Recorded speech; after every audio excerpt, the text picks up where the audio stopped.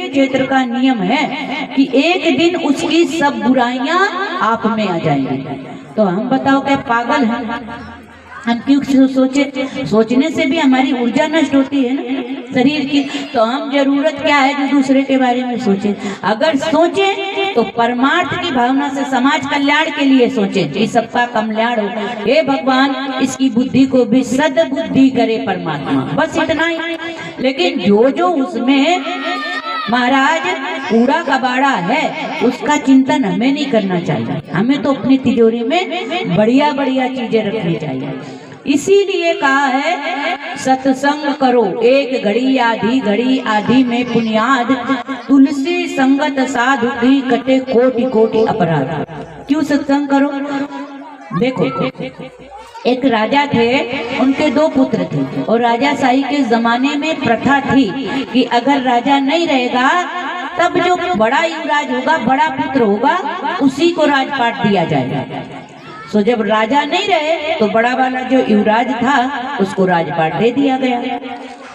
तो जो बड़ा भाई था, जो बड़ा बेटा था, वो धार्मिक वृत्तियों का था, लेकिन छोटा वाला बड़ा चाणक्य बुद्धि थी उसकी। तो ये क्या करते थे, वैसे राज्य में नौकर आदियों की कमी नहीं थी, कर्मचारियों की कमी नहीं थी, लेकिन ये अपने घोड़े को पानी पिलाने स्वयं नदी के किनारे जाया करते थे। तो वहाँ क्या था कि जो मछुआरे होते हैं ना, वो मछलियों के लिए जाल बिछाए तो मछलियां फंस जाए। तो धीरे धीरे मछलियां भी होशियार हो गई महाराज, सब होशियार हो जाते हैं। तो मछलियां आने नहीं लगी। अब आने नहीं लगी तो एक महात्मा रहते थे नदी के किनारे, अनुष्ठान वगैरह करते थे और फिर मछलियों को चुगाया करते थे। तो जब मछलियां नहीं आने लगी तो उन्होंने क्या किया, दाना डालते ऊपर से और फिर बोलते, ऊपर डरनता नीचे गिरनता, पटपट गिरनता पानी, रामा तेरी कला में जानी, रामा तेरी कला में जानी। तो जो मछलियां थी ना, उनकी आवाज पहचानने लगी। ये जो पशु पक्षी होते हैं ना, सब आवाज पहचानते महाराज, भले ना बोल पाए लेकिन हमारी प्रतिक्रिया सब उनको पता होती। तो वो रोज बोले, ऊपर डरनता पटपट करनता, नीचे गिरनता पानी, रामा तेरी कला में जानी, रामा तेरी कला में जानी। तो मछलियां उनकी आवाज सुने और सब दौड़ करके आ जाए, वो दाना डाले, मछलियां चुगे और चली जाए। नित्य का नियम था। और जो राजकुमार थे उसी समय उन घोड़े को पानी पिलाने जाते थे।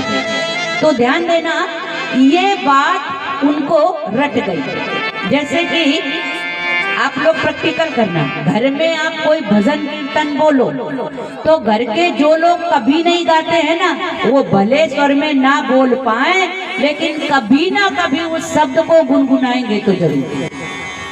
तो क्या हुआ, अब राजा जो राजकुमार था वो इस बात को रोज सुनते थे, तो स्मरण में हो गई वो बात। एक दिन की घटना है, राजा साहब ने, नाई आया राजा साहब का सेफ करने के लिए। पहले नाई लोग भी आते थे, ऐसे सैलून जैसे अब हैं आपके जमाने में ऐसे नहीं होते थे।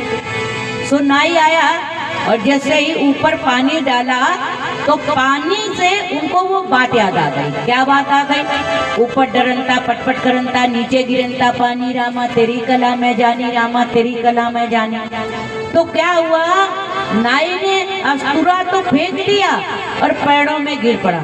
महाराज हमारी कोई गलती नहीं है, ये सब किया धरा तो आपके भैया ही का है।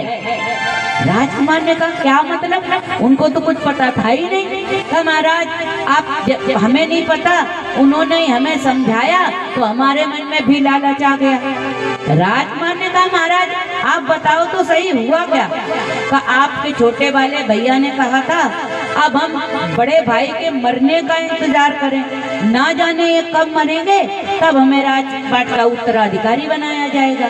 तो इतना पता नहीं कितना विलम्ब होगा, इतना इंतजार नहीं कर सकते हैं। तो क्या करते हैं हम, और आप प्लानिंग करते हैं, अपनी राज का 1/3 हिस्सा हम तुम्हें दे देंगे, आपको घर घर जाके बाल बनाने की जरूरत नहीं पड़ेगी, लेकिन आपको एक काम करना पड़ेगा।